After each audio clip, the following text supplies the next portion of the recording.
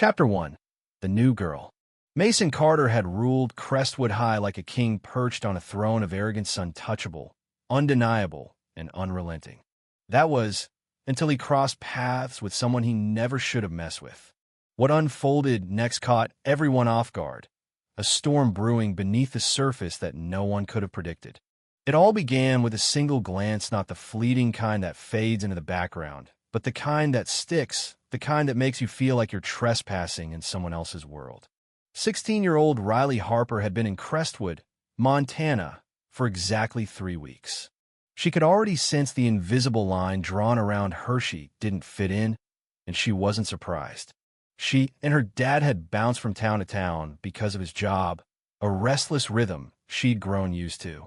Some places rolled out the welcome mat for newcomers. Others made it crystal clear you'd never belong. Crestwood High fell firmly into the latter camp. Riley moved through the crowded hallways, her backpack slung lazily over one shoulder, dodging the stares she'd already learned to ignore. Her dad had warned her about kids like Mason Carter, ones who acted like they owned everything, from the lockers to the air you breathed. She'd hoped to fly under the radar, to blend into the chaos of high school life unnoticed.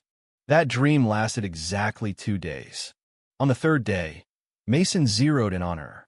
It started small whispers trailing her as she passed, his crew snickering just loud enough to make sure she heard. Then came the jabs, her faded jeans, her quiet voice, the way she kept her head down. Riley brushed it off. She'd learned long ago that reacting only fueled the fire. Ignoring them was safer, smarter. But Mason didn't take kindly to being overlooked. One afternoon, Riley sat in English class, her pen scratching across her notebook as Mr. Grayson lectured about the catcher in the rye. A sharp whisper sliced through the hum of the room. "Hey, new girl." She didn't flinch, didn't look up. "I'm talking to you, Harper." Still, she kept her focus on her notes, her grip tightening around her pen. Mason leaned back in his chair, smirking. "I just think it's funny. Some people show up where they don't belong." A few muffled laughs rippled through the room. Riley forced her hand to keep moving, scribbling nonsense just to stay calm. "Hey," Mason pressed, his voice dripping with mock pity. "Maybe you're just lost. A place like this, with people like yous, it's gotta feel weird for you, right?" Her chest tightened, but she stayed silent. She'd made a promise to herself. She wouldn't let jerks like him break her. Mason leaned closer. "Harper, you deaf or something?" "Mr. Carter, Mr." Grayson's voice snapped through the air, crisp and irritated. "Got something to share with the class?" Mason raised his hands in fake surrender. "Nope, just giving the newbie a warm welcome." "Mr." Grayson shot him a hard look before turning back to the board. Mason flashed Riley one last smirk, settling into his seat. She let out a quiet breath. Maybe that was it. Maybe he'd lose interest. Then a folded scrap of paper landed on her desk. Her fingers hesitated before unfolding it. "Get out of here." Her stomach sank. She didn't retwell give him the satisfaction. She tucked the note into her backpack, keeping her face blank as the lesson droned on. But this was only the beginning. Mason Carter had no idea who her father was, and soon he'd regret ever targeting her. Before that, though, things were about to spiral. Chapter 2. Pushing the Limits. Riley had survived her share of small-town cliques and petty tyrants. She'd walked enough hallways, sat in enough classrooms, to know that every school had a Mason Carter, someone who thrived on power trips. The trick was to stay invisible, to let their egos burn out. But bullies don't back off when you ignore them. They dig in deeper. It was Friday, and the cafeteria buzzed with noise trays clanging, voices echoing off the cinder-block walls, the greasy smell of pizza and overcooked fries hanging heavy in the air. Riley sat alone at a corner table, earbuds in, pretending the world didn't exist. Then she felt it-hat prickling sensation of being watched. She glanced up. Mason stood a few feet away, hand shoved into his varsity jacket, that infuriating smirk plastered on his face. Behind him, his posse Ethan, Jake, and Noah lingered, eager for the show. Mason tilted his head. "You always eat alone, Harper?" She didn't answer, didn't even blink. "You should try making friends." He eyed her untouched tray, then glanced at his crew. Or maybe no one wants to sit with you. Ethan snorted. Jake leaned in. She's probably fine being a loner. Mason stepped closer. Or maybe she just doesn't belong here. Riley's fingers curled under the table, but she held still. Mason didn't like the silence. In one swift move, he snatched her tray and flipped it. The crash of plastic hitting the floor silenced the room. Fries scattered, ketchup smeared across the tiles, soda pooling at her feet. Gasps and stifled laughter erupted around her. Riley's hands balled into fists, her sneakers now sticky with soda. Mason's smirk widened. Oops. She stared at the mess, heat crawling up her neck. Every eye in the room was on her waiting. Would she crack? Would she fight? Slowly, deliberately, she pushed her chair back, grabbed a napkin, wiped her hands, and stood. She wouldn't give him the meltdown he craved. But Mason wasn't done. As she turned to leave, he stepped in front of her, blocking her path. Where you going? We're just getting started. Riley took a slow breath. Move. The cafeteria went still. Mason's smirk flickered. What was that? Her eyes locked on his. I said move. His friends laughed. Whoa. Noah chuckled. She's got guts. Mason closed the gap between them. Or what? Her pulse thundered in her ears, her fingers twitching. Before she could respond, a sharp voice cut through the tension. What in the world is going on here? MS. Larson, the assistant principal, marched toward them, her heels clicking like gunfire on the tile. Her gaze darted from Riley to Mason, then to the mess on the floor. Mason's smirk vanished. He stepped back, hands up. Nothing, MS. Larson. Just a little spill. MS. Larson's eyes narrowed. Is that right, Riley? Riley hesitated. Telling the truth wouldn't fix anything. Mason's type never faced real consequences. She'd seen it before. No one spoke up for her. No one ever did. She swallowed hard. Yeah, it was an accident.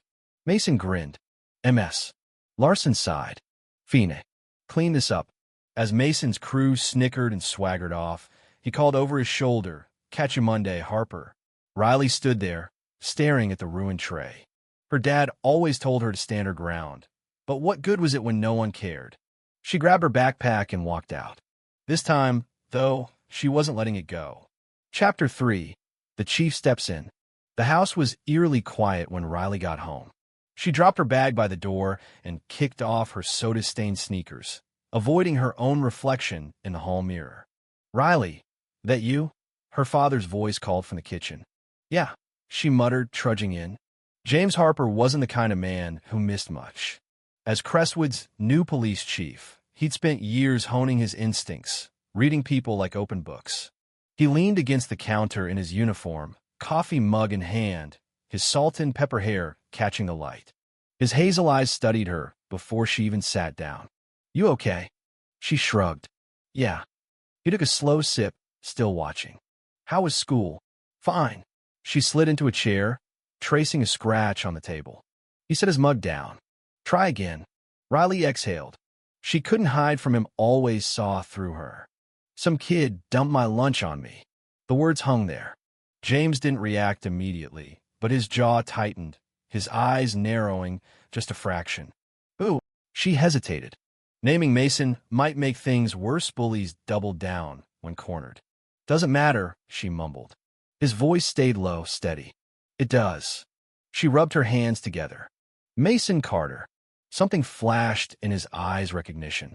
You know him? She asked, frowning. I know his family, he said, fingers tapping the counter. And the school, what did they do? Nothing, she admitted. MS.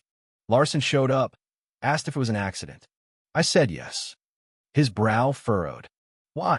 Because if I'd told the truth, nothing would have happened. Frustration spilled out. You think they'd punish Mason Carter? His dad's probably some big shot. James leaned forward.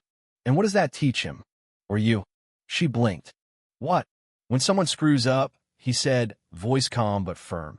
And we let it slide. What does that say? To them? To you? Riley didn't have an answer. He sighed, shaking his head. I get itty, you don't want trouble. But letting this go, that's how guys like him keep winning. I just don't want it to get worse, she muttered, looking away. He rested a hand on her shoulder. You're not in this alone.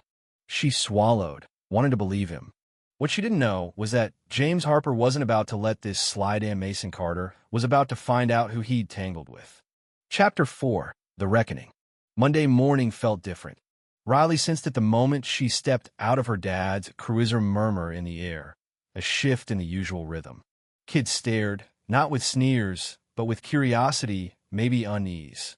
Something was up. She reached her locker when she overheard it. "Dude, the police chief's here." Her stomach dropped. She glanced toward the main office. There he was, Chief James Harper, standing tall in his uniform, badge glinting under the lights. The teachers straightened up around him. Before she could process it, the office door swung open. "Chief Harper, I don't see why this had to escalate," Principal Delaney said, his voice tight. A wiry man with thinning hair, he forced a smile. Behind him stood Ms. Larson and Mason's parents, Greg and Sandra Carter. Greg, a burly man in a tailored suit, oozed entitlement. Sandra clutched her leather purse, her blonde hair perfectly styled. Emisoni looked confused, his usual swagger gone. James didn't flinch. "I escalated it because my daughter was humiliated in your cafeteria, and your staff did nothing." Ms. Larson cleared her throat. "With respect, Chief, No," he cut in. "You saw it happen and let her take the fall." Greg laughed, a short, dismissive sound. "Come on, Chief.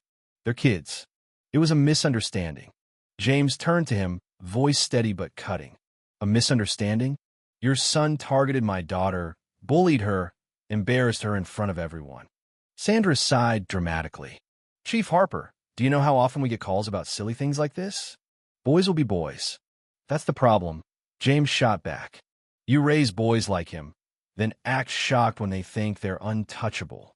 Mason shifted, looking smaller than ever. Principal Delaney forced a grin. "Let's not blow this out of proportion. We can work something out." "No," James said, his tone like iron. "There's no deal. There's accountability." Silence gripped the room. Riley's throat tightened. She'd never seen her dad like this, not just as her father, but as the chief. Sandra glanced at Mason. "Apologize." "Mom, now." Mason exhaled, turning to Riley. "Sorry," he mumbled. James raised an eyebrow. "Louder." Mason's face flushed. "I'm sorry," he gritted out, barely meeting her eyes. Riley knew it was hollow, but for once, he wasn't calling the shots. James faced Delaney. "This isn't over. I want a report filed. If this school's got a habit of brushing things under the rug, I'll dig it up." Greg's expression darkened. "You don't want to cross the wrong people, Chief." James met his gaze. "Neither do you." Then he walked out. Chapter 5. The Fallout. By lunch, the school was buzzing. Whispers trailed. Some kids avoided her. Others stared. A few even nodded in quiet respect. Mason, though, was unraveling. She saw in the cafeteria his jaw tight, fists clenched, his usual confidence replaced with raw anger. As she passed him to grab a tray, he muttered, "Guess Daddy had to save you, huh?" She froze, the noise fading. She turned, meeting his glare. "What did you say?" "You heard me," he sneered. "Think this makes you somebody? The second your dad's gone, you're nothing." This time, she didn't back down. She stepped closer. "You're pissed." He blinked, thrown off. "What? You thought you'd get away with it, like always. But someone finally called you out." His sneer wavered. She pressed on. "That's why you're mad, because everyone saw it. They don't respect you anymore. They feel sorry for you." His face reddened. "Shut up. Make me." For the first time, Mason retreated, storming out, shoving past his friends. Riley exhaled, adrenaline surging. She didn't feel small anymore, she felt seen. By day's end, the shift was undeniable. Kids looked at her with respect, not pity. Mason kept his head down, his reign over Crestwood High crumbling. He'd lost the moment James Harper walked in, and he knew it. Chapter 6. A New Beginning. Riley slid into her dad's car that afternoon. He glanced at her. "How was school?" She hesitated, then smiled, the first real one in weeks. "Not bad." He smirked, pulling out. "Told you guys like Mason only have power if you let them." "Yeah," she said, gazing out the window. "I get it now." He broke the silence later. "I didn't step in because I thought you were weak. She frowned. What? I did it because I knew you weren't. I just needed you to see it. Riley swallowed, staring at her hands. For so long, she'd felt powerless, shrinking to survive. But today she understood. Standing up wasn't just about fighting, it was about knowing your value. Once you claimed that, no one could take it away. Bullies like Mason thrived in silence, but break that silence, refused to shrink, and their power vanished. She wouldn't let anyone define her worth again. Not now, not ever. Chapter 7. Shadows of the Past. Riley Harper wasn't new to being the new girl. By the time she landed in Crestwood, Montana, she'd lost count of the town she called home, temporary homes, at least. Her dad's job as a police officer, and later a chief, had kept them on the move since she was old enough to carry her own backpack. Each move came with a new school, new faces, and the same old challenge, figuring out where she fit in or if she even wanted to. Crestwood was just the latest stop on a map dotted with faded memories. But her past moves had shaped her in ways she didn't always talk about, not even with her dad. The first move she could really remember was when she was 8, from a sleepy suburb in Ohio to a dusty little town in Kansas. Her dad, James, had just made detective back then, and the promotion meant uprooting everything. Riley hadn't minded too much at first. Her mom was still around then, smoothing the edges of the transition with her warm laugh and knack for turning cardboard boxes into forts. They'd settled into a squat, yellow house with a porch swing that creaked like it was telling stories. Riley had started 3rd grade at Lincoln Elementary, a brick building with chipped paint and a playground that smelled like rust and rubber tires. She'd been shy but curious, clutching her lunchbox on the first day as kids sized her up. Most were friendly enough. Small towns like that didn't get many newcomers, so she was a novelty. A girl named Katie with freckles and a gap-toothed grin had shared her crayons, and for a while, Riley thought maybe she'd found a place. But then came Tommy Grayson, a wiry kid with a mean streak and a chipped front tooth. He decided Riley's quietness made her an easy target. It started with him tugging her braid during recess, then escalated to knocking her books off her desk, laughing as she scrambled to pick them up. The teacher, Mrs. Ellison, would sigh and tell her to toughen up, as if an 8-year-old could just shrug off humiliation. Riley didn't tell her parents. She'd learned early that complaining made her feel smaller, not stronger. Instead, she'd sit on that creaky porch swing after school, kicking her legs and imagining Tommy tripping over his own feet in front of everyone. She stayed in Kansas for 2 years, long enough to make a few friends, long enough to figure out how to dodge Tommy's taunts. Then her dad got another offer, and they were gone again. The next stop was a rainy coastal town in Oregon when she was 10. Her mom was gone by then. Cancer had taken her fast and quiet, leaving Riley and James to navigate the world as a duo. The move to Oregon felt like a fresh start, but the damp air and gray skies mirrored the ache she carried. Seaside Middle School was bigger, louder, and meaner than Lincoln Elementary. Riley walked in with her head down, her sneakers squeaking on the wet linoleum. She'd grown taller, her dark hair longer, but she still felt like that 8-year-old clutching her lunchbox. There, it was a girl named Morgan who singled her out. Morgan had glossy blonde hair and a pack of followers who hung on her every word. She'd mocked Riley's thrift store jacket, her lack of a mom to braid her hair, her dad's beat-up truck parked outside the school. "You don't belong here," Morgan had said once, loud enough for the whole lunchroom to hear, her voice cutting through the chatter like a blade. Riley had stared at her tray, her cheeks burning, and said nothing. She'd learned by then that fighting back just gave them more ammunition. Morgan's crew had laughed, and Riley had spent the rest of the year eating alone in the library, hiding between the stacks with a book she pretended to read. Oregon lasted 18 months. James had climbed the ranks again, captain this time, and they'd packed up for a sprawling suburb in Texas. Riley was 12 by then, tougher, but still wary. Texas was all heat and wide-open spaces, the kind of place where the sun baked everything dry. She'd started 7th grade at Oakwood Junior High, a sprawling campus with too many kids and not enough shade.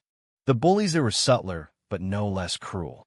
A boy named Dylan, broad-shouldered and loud, had taken to calling her trailer because of the rumors that her dad couldn't afford a real house. It wasn't true. They lived in a modest rental with peeling paint, but the nickname stuck.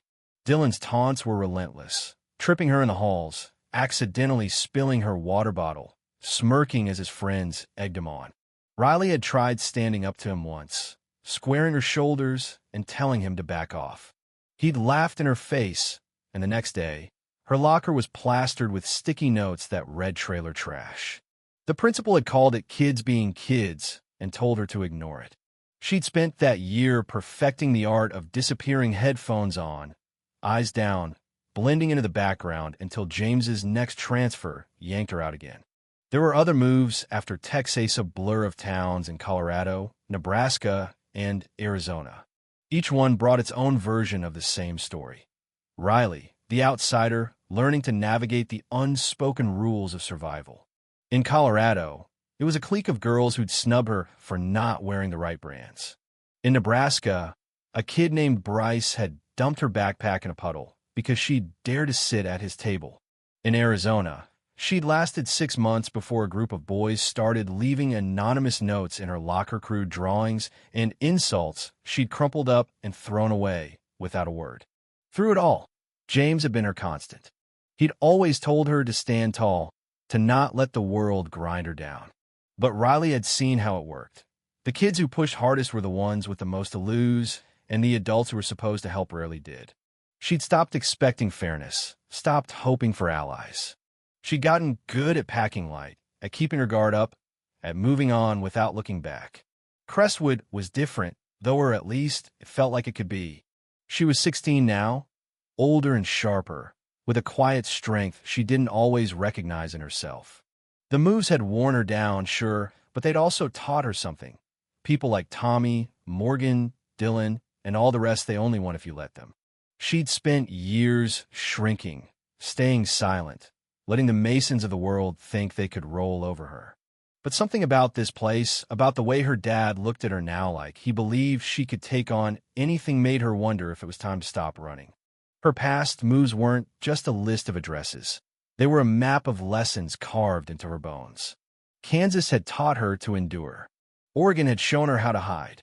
Texas had forced her to toughen up. And all the rest, Colorado, Nebraska, Arizona, had proven that no matter where she went, the fight was the same.